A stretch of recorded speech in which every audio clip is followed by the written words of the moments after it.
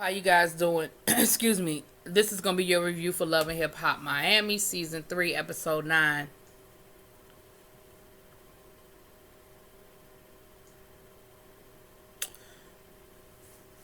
And the winner for best performance in a reality series goes to Amara La Negra.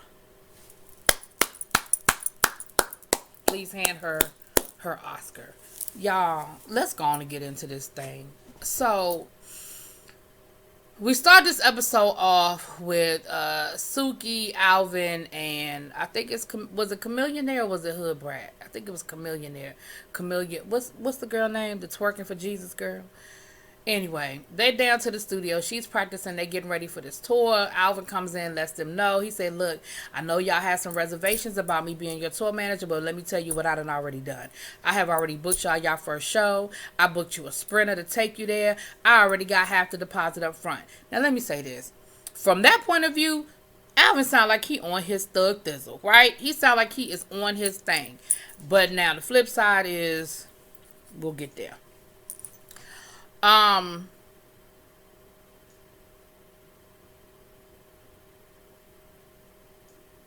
Actually, I'm gonna just go on and knock them out because I can't. So it's time for them to get ready to go on their tour date. Bobby is going to be their hype man. So Bobby's going with them. And y'all know Bobby and Alvin have history, but they said they made up. They worked it out. But Alvin was like, just keep Bobby out my way. And they told Alvin, this is a spot date. You do not have the job. This is sort of your trial run. If everything goes okay, then we'll talk about making you our permanent tour manager. But this is your audition, sir. So the day that they're supposed to go for their first little tour date, a Sprinter does not show up. A van that you rented from the U-Haul shows up. But again, I'm not even mad about that because y'all ain't making Sprinter money, okay? You ain't making Sprinter money. You making U-Haul van from the U-Haul money. That's what you making. So I'm not even mad about that. Suki's late. So that's number one. Suki's late. Everybody was there on time.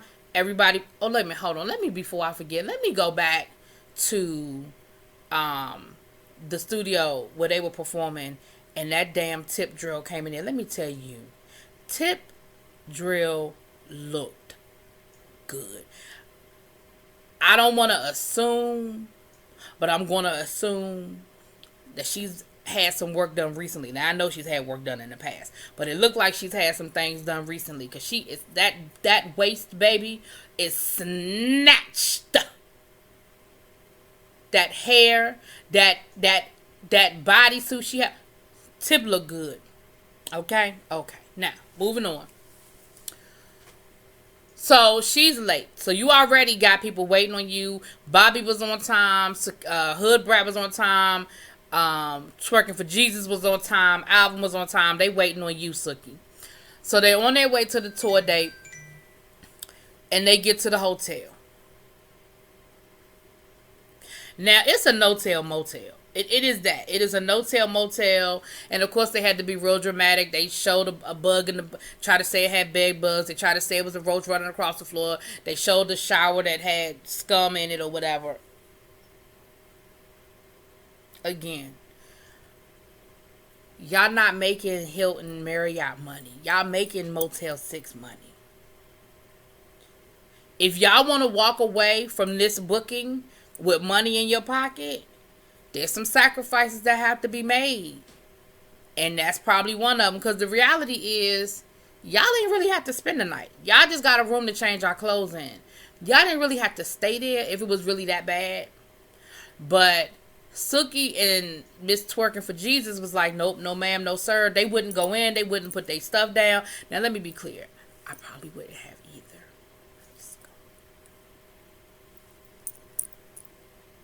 Because first Suki tried to run away when she saw the hotel. Then when they went inside and saw how bad it was inside, she was like, nope, never. And they got in the car like they was leaving, right?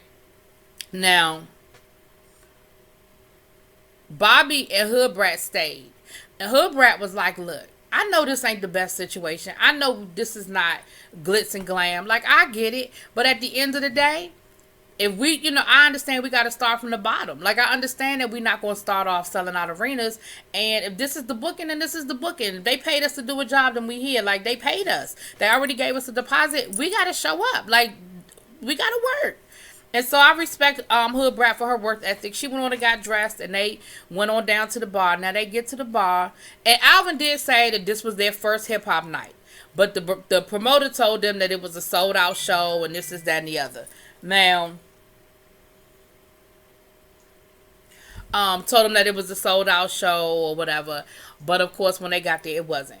It was some hick, you know,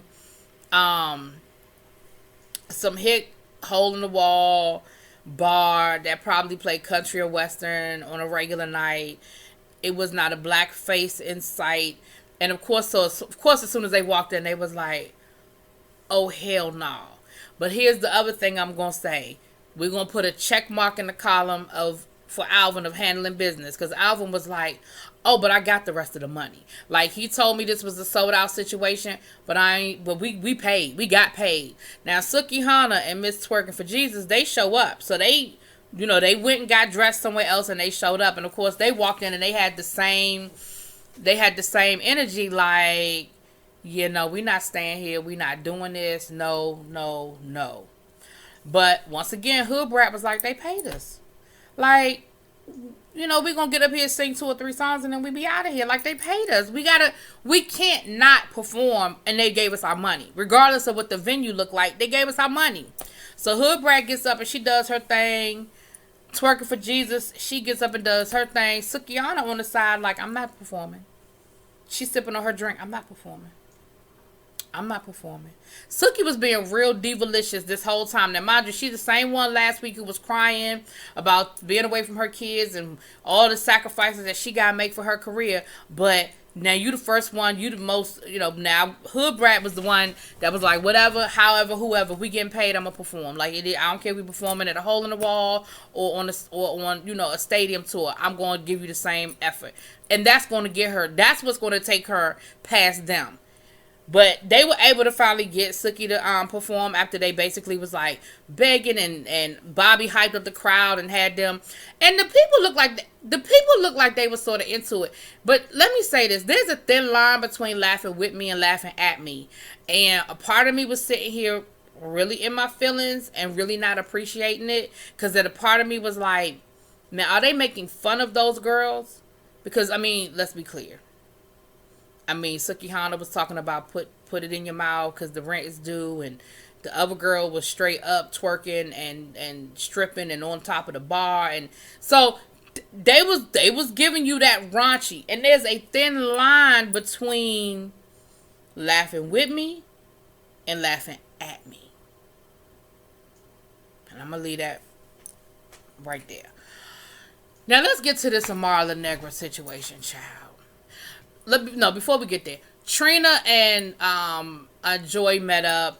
They're going to go to the Bahamas. They said, we're going to take Trick with us. We're going to take Bobby with us. It's her mom's birthday. Her mom was from the Bahamas. Okay, got that. Okay, fine. I think the majority of the rest of this episode is dealing with them. So let's talk about them. So Prima Donna invites Amara to meet up with her. And she invites her friend, I don't know the girl's name, Kim, Coco, Karen, whatever, to talk to Amara. So when she shows up, Amara was like, no disrespect, but you ain't telling me it was a group situation. I thought it was just me and you meeting up for lunch. And Prima Donna was like, look, I really feel like she had some things to share with you. Because she introduced her as MJ's ex-girlfriend. So, of course, Amara automatically was on a defense like, why am I at lunch with why is she here? And don't you think you should have told me? Like, I really would have appreciated a heads up. And Amara, what I give Amara credit for was that she was upfront. She told her, she let, Miss Prima Donna know she didn't appreciate it. She felt like maybe she was being a little blindsided. She didn't really appreciate it. But Prima Donna was like, look, listen to what she has to tell you. I think you need to hear what she has to say. So the girl starts telling Amara all the stuff that she was saying last week about how she took care of MJ, she supported MJ, how, they were living together. It wasn't no fly by night. They were together for 3 years. How he didn't work even when times got hard, even when the bills got behind. He wouldn't go out there and get a job. He was trying to be, she said, and I think at first, Amara was cool at first until she started saying some things that sort of hit. That's how they get you. They say, does he do it like this? Does he does this? Does he do that? Does he say it like that? And that's what make you start thinking, oh, I'm not the only one. Oh, he didn't just start doing that for me. She was like, yeah, I mean, he makes you think that he really is, a gentleman. He opens doors, he opens up your water for you. He makes it seem like that he's the perfect gentleman, but at the end of the day, when the bills are due, he ain't got no money. He don't have 5 on it. He's living off of you, and he's and she said, I'm just telling you that ain't gonna change. He's gonna continue to take, and he's never gonna do anything different. And as she's sitting there, you could see her brain moving. You could see the brain moving.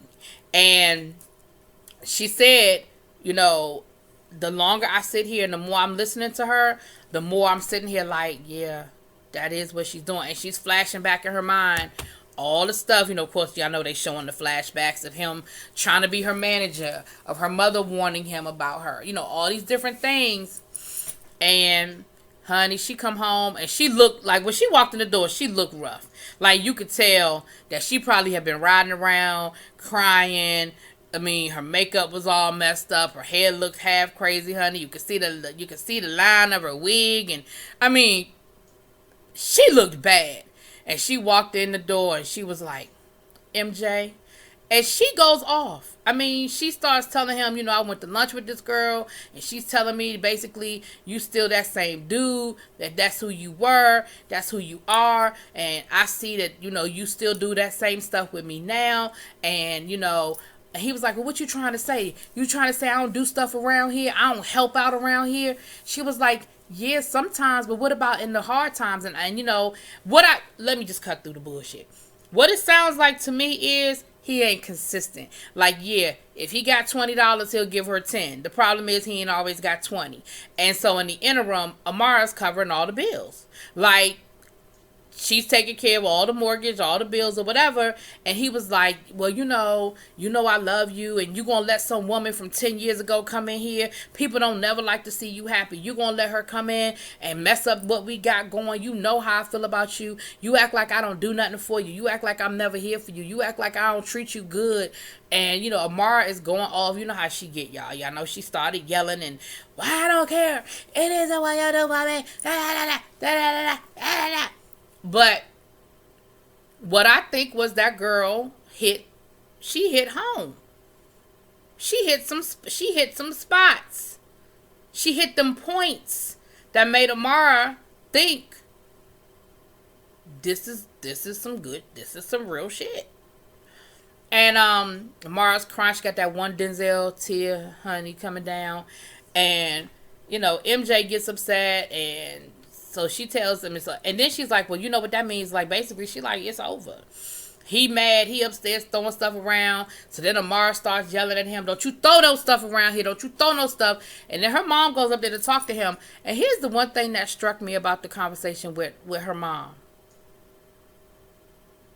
She said, well, I rely on Amara too, so I can't afford for her to get upset.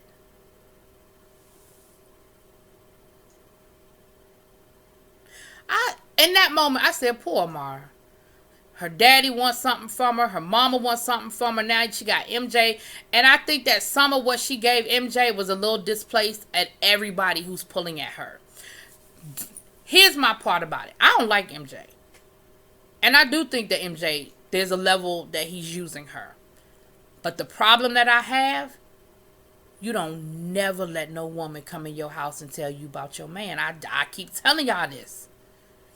There's nowhere in the world that I would have walked in that door and came at him the way Amara came at him. Again, I believe that woman hit some nerves because some of what she was saying is probably what Amara was seeing. But one, that relationship was from 10 years ago. You don't know how bitter that woman is. You don't know what they went through. You don't know what that whole thing was. Number one. Number two, let him, if you love him, at least let him give you his side of the story. At least let him tell you what went down between him and that other woman. Now, again, maybe y'all have talked about this woman and maybe you know who this woman is. I don't know. But I can only go by what they showing us. And I feel like in that moment, Amara, you were wrong for not giving that man an opportunity to have a conversation with you. Now, if at the end of that conversation, you still felt the way you felt and you still didn't feel no different, then put his ass out. But that's been your man for a year. You gonna let some woman you never met tell you about your man? Nah. No, ma'am. No, sir. Now, that don't mean be a fool. That ain't what I'm saying either. But at least give him the opportunity. Because you don't know what that is. Anyway. But honey, Amara was knocking her mama hand out the way and everything. Amara was upset. Amara was really upset. So, later on in the episode, we see MJ meet up with Shay. And Shay said exactly what I just said. Shay was like, look, I don't know who this chick is, and I don't know what her situation is, and I got a problem with her coming up and bringing up some old stuff, but I got a bigger problem that your woman didn't defend you. And see, that's, I don't be, right is right. And that's where I am. I'm with Shay. Ain't nowhere in the world no woman gonna tell me about my man. I'm sorry. Now, that don't mean that I'm not gonna go home. That don't mean I'm going to believe everything that's coming out of his mouth. That ain't what I'm saying either. I'm going to take heed to what she's saying.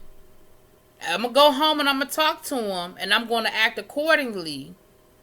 But ain't no woman going to tell me about my man. I'm sorry. Not like that. You didn't say last week he was in my DMs and here go the receipts. You didn't say, he stole my credit card and stole my identity and my house got foreclosed on because he stole my money. Like you said that he just didn't work. So did she really tell you something you didn't know, Amara? And let's be clear, whose fault is that? If you've let this man live with you for a year and he ain't had a job and you've been allowing him to contribute when he can,